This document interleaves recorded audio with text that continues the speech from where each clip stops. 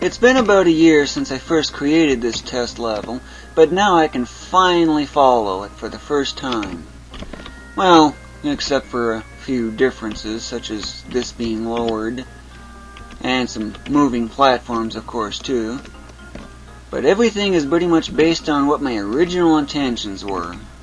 Pretty much ever since I first designed the game in my roughly 150 or so pages design document.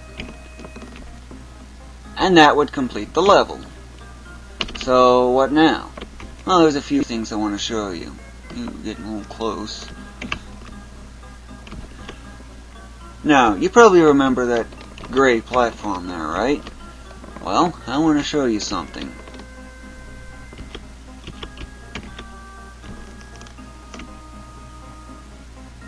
Now, I'm going to jump. Okay, so he jumped rather low. And here he really took off. Well, that's actually just one of the special effects, and yes, I love that bounce ability. Now, you probably remember this bug here, right? I'm holding right. Nothing. Okay. And you probably also remember, okay, that's odd, he got set off to the side, right? Well, that's pretty much, that bug is now fixed. Now, you also probably remember those test platforms that I created quite a while ago, right? Like that thing, remember it? Back when I was showing Carnivalesta. Normally the previous collision detection bugs cause problems there. And you have to keep in mind, I'm self-taught entirely. I've learned everything involving this all on my own. Every bit of it. And the foggy scene is actually one of the special effects. It kinda gives you an indication on when the fallout, how close you are to falling out. That is, going below the bottom of the level. You'll lose a life when that happens, and it's back to the beginning. Fortunately, levels are usually pretty small. And it's looking like not 1 minute, but something like 90 seconds is more like the base, from the speeds and stuff I'm witnessing. But it does gives you the idea, and yeah, he's tapping his foot, waiting for this platform to do its thing. And one thing I wanted to explain to you is, well, originally I had 125 colors for the platforms. That was rather few. Trouble is, to get the 16.79 million total colors, I needed 3 terabytes of memory. So what's this here all about? Well, that's just a demonstration on the latest effect that I've got. The new platforms coloring system that I came up with. What is the system then, pretty much? Well, it's what I call the hue saturation value system, or HSV, pretty much. It allows for the seemingly infinite supply of colors, the full 16.79 million, but with a twist. Instead of needing originally 16.79 million, which is actually 16,777,216, it's now just 8. Yeah, that's glide in case you're wondering. But it's the only way I can think of for showing all these total colors. This is only 625, but there's a lot more available. A lot more. Yeah, he's getting pretty fast. Sure is a lot of colors, isn't it? I just love that wagon wheel effect.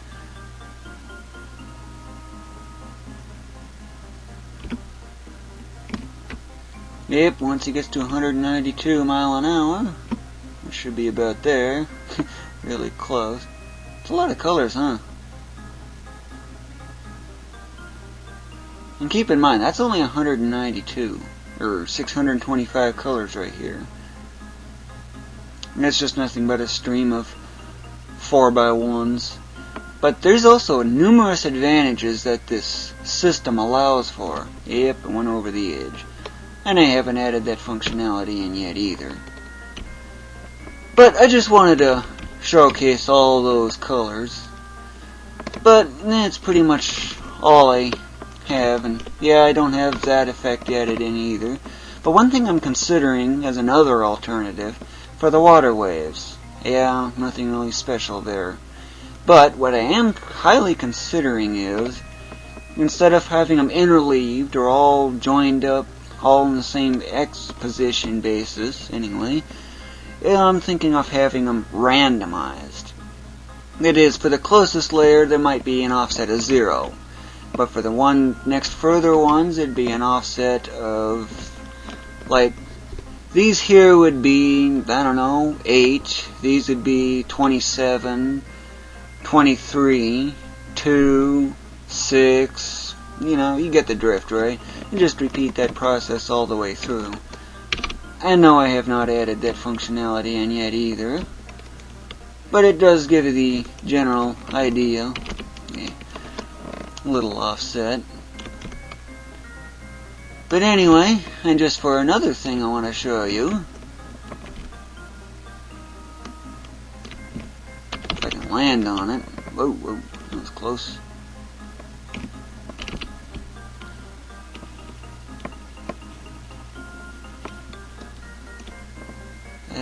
Where are you? Yep, it pushes you.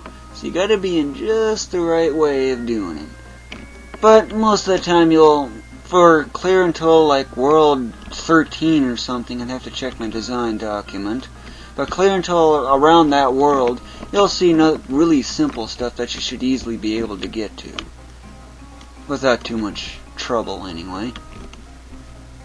But it does give you the general idea. Yeah, gliding. So why did I add that?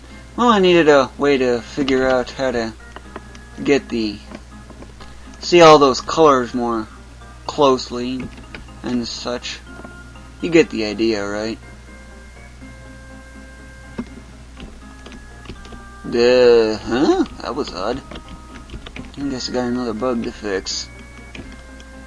But anyway, I'm starting to get bored of this game, or at least working on it. What do I mean by that? Well, if I work on it for an extended time, I eventually get bored of it. And, well, after some time, I eventually return to it. This is because of an effect called active neutralization. That's when because I'm kind of favoring FF12 at the moment. But after a while, it'll eventually return to this. That's because passive neutralization is taking over. And, well, this is just basically what glides are like. Just hop on a high area and just glide along. Of course, it's really slow acceleration, but it really does give you the idea for what gliding is like. And actually everything in this game is completely to scale. So that 270 mile an hour is really 270 mile an hour. Everything is exactly to scale. And I've checked and double checked it. Or should I say, checked and cross-checked it, as I like to say sometimes. Pretty fast, ain't it? Gotta love those 3D effects with the water there. Yeah, it's way out of bounds. But a glide goes clear out to 800 mile an hour. It sure takes a long time to get there. But I ain't going all that way. But anyway, this video is created by Ulillillia. Thank you for watching, and enjoy the big fall. Yeah, the big fall, I know.